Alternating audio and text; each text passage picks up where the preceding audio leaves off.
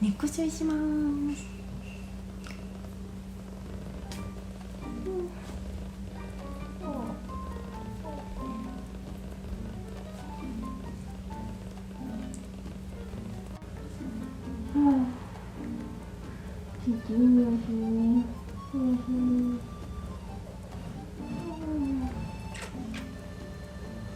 猫吸いてんだけど。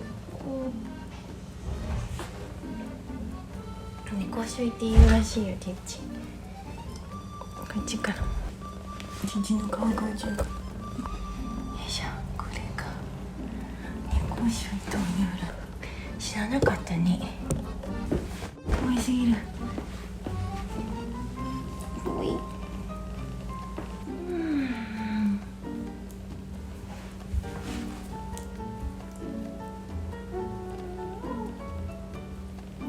たまらん。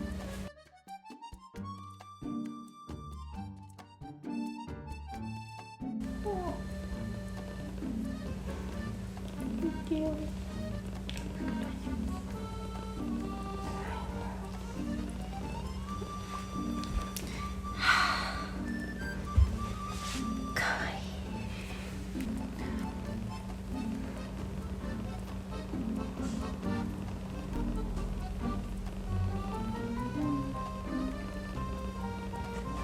では今度は抱っこして。